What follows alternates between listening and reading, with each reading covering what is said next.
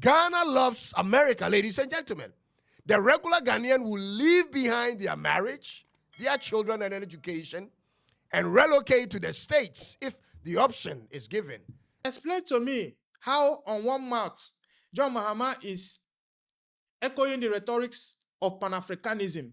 He's calling for a softer landing for the alliance of Sahel states. But at the same time, in Ghana right now, the US is using Ghana's airport as a base of operation, as a base to counter the revolution that is going on in the alliance of Sahel states. They are using Ghana as a base of operation in this intensifying and ongoing scramble for Africa. Hi guys, welcome back to our channel of the Traore Army. Today we're going to talk about something very important. It's about what is going on in Ghana, because Ghana has actually become a military support for the US to actually spy on the Sahel. And you're going to be shocked because President Mahama is very, I don't know how to say it, he's very kind of into the Sahel leaders. He's really supportive of the Sahel in general, when it in comparison to like ECOWAS and all that, and we know that. So we are wondering, is this under duress or what's going on? Like, if you know that these people, it's almost like playing an in-between kind of like person in that sense, because you know very well that US obviously hates the Sahel, like they hate them like crazy. And I'm sorry that I have to use that word, but that's exactly what it is. They literally can do anything. They can wipe the whole entire community to get to the Sahel resources and so on, and we know what resources is hidden in the Sahel. We're also going to talk about the whole US arresting or kidnapping the president of Venezuela. I'm going to use a video from a professor, well-known US critic, even though he's a US citizen, Dr. Jeffrey Sangs. Oh my God, I love him so much. I admire Dr. Jeffrey a lot. He's very unapologetically honest, and we're gonna hear from him. But first of all, I'm gonna put a video here. This guy is a Ghanaian. Actually, both the guys that I'm gonna use against the US military base that is in Ghana, I'm gonna actually use two Ghanaians. So I'm gonna play this video first, and then we're gonna go to the second one. Nigeria has been under spotlight, has been under intense scrutiny over their recent cooperation with both France and the US. There is one country in West Africa that long before Nigeria became the hotbed of Western intervention in West Africa, Ghana has been playing this role for almost a decade. I know you know the Kotoka Airport in Ghana, very famous airport, one of the biggest airports in Ghana. I can tell you for a fact that the Kotoka Airport, this airport is more than just an airport. This airport is everything that a military base is supposed to be. On paper, it is just called a logistics hub. I will get to that in detail, but let me make my point clear at the very beginning so that you can understand where this episode is heading towards. The Kotoka Airport has become a spy hub. Technically, it is not a military base. On paper, it is not a military base, but in practice, it is operating like a military base. That is not the only airport that the US has converted into their spy hub in West Africa. There's another airport in Ghana, the Tame Airport in northern Ghana. That airport is now serving as a forwarding base of operation where the US can carry out counter-intelligence operations, surveillance operations, targeting the alliance of Sahel states, because that airport is very close to the border between Burkina Faso and Ghana.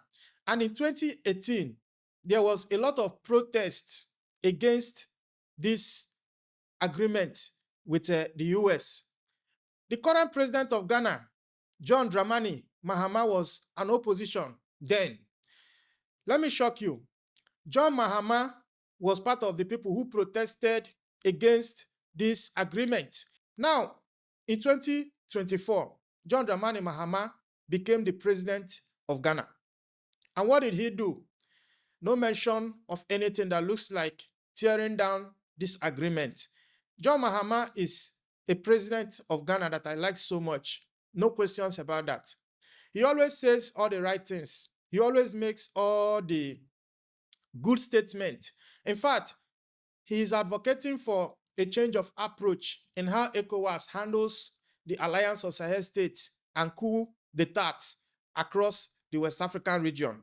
John Mahama may be saying all the right things. He might be echoing all the Pan-African rhetorics. He might be playing for a softer landing for the alliance of Sahel states within ECOWAS. But it is from Ghana that the US is effectively carrying out every sabotage operation that is currently happening in the alliance of Sahel states. So explain to me how on one mouth John Mahama is echoing the rhetorics of Pan-Africanism. He's calling for a softer landing for the alliance of Sahel states. He's saying ECOWAS should change tactics. ECOWAS should stop antagonizing the AES. They should fix their democratic failings.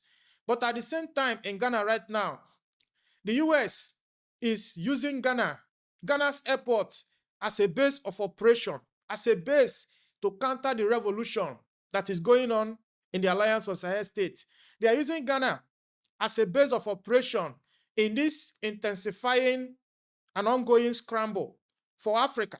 Now, having listened to this guy, he clearly says that it's almost like they are aware that these people are close to the Sahel, and they are really, their whole mission in Ghana is to really get closer to the Sahel so that they can find ways on how to overthrow the governments of Burkina Faso, Mali, and Niger. Now, my problem that I have is this.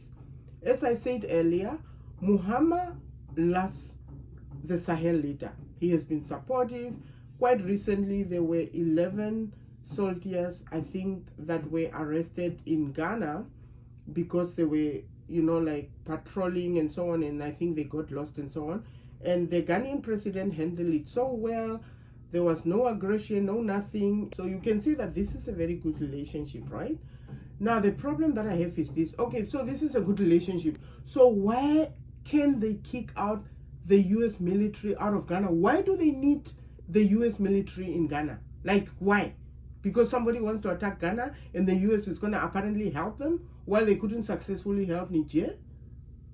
And especially because they are the one responsible for the whole Sahel being float with terrorists, by the way, ever since the downfall of Gaddafi.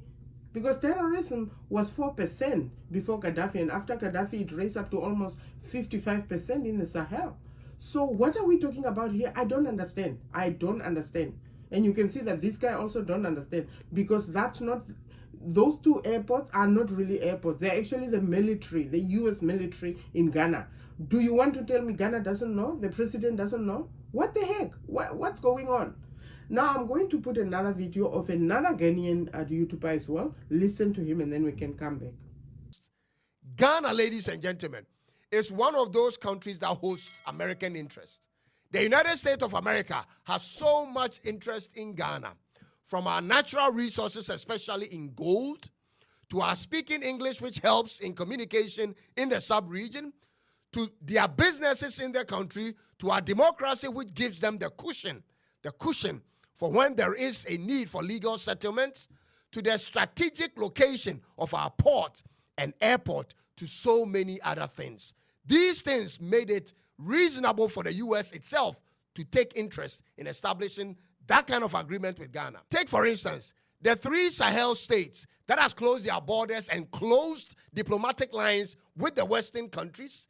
These 3 countries are all landlocked, ladies and gentlemen.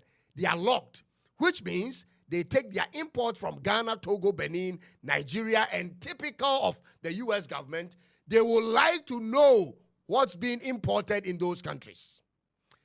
They may be restricted in access into those countries, but They will not be denied from knowing what goes in and out on a daily basis of those three countries. So they would want to have that kind of partnership with Ghana, even for that purpose.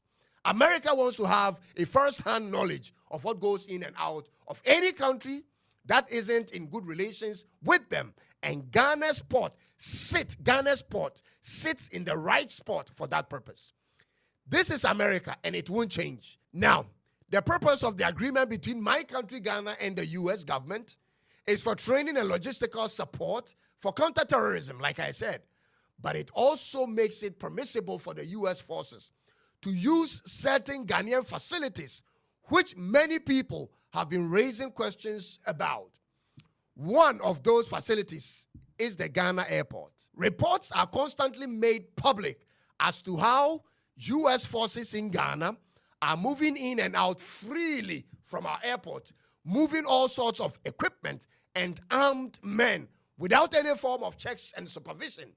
They are unquestionable, untouchable, and uncontrollable with their activities in our country, in our airport. They walk among us every day in street clothing, in all forms and race. And this is what's raising the concern among many Ghanaians who are knowledgeable or care about such things, ladies and gentlemen. But the rest of the ordinary Ghanaian don't care about any of that. In fact, the regular Ghanaian wants to actually befriend them to hopefully get a visa to the United States of America. I'm speaking facts here, ladies and gentlemen.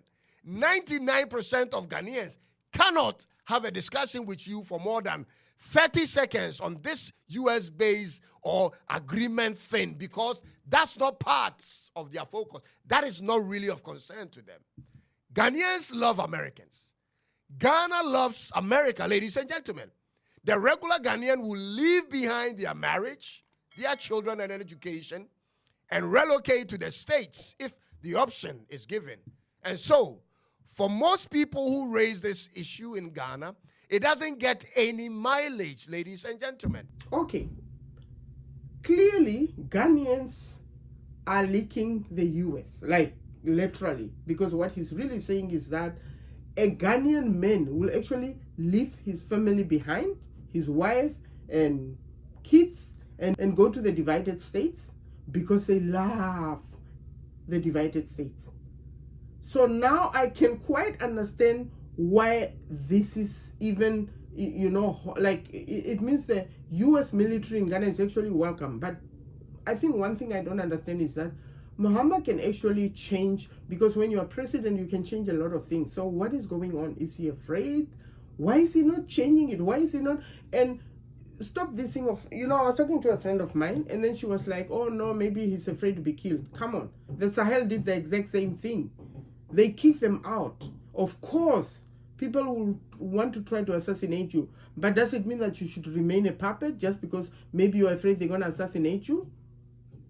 Because otherwise you won't move forward. Because right now we have Ghana and Nigeria acting as puppets. Because we used to think it's only Nigeria.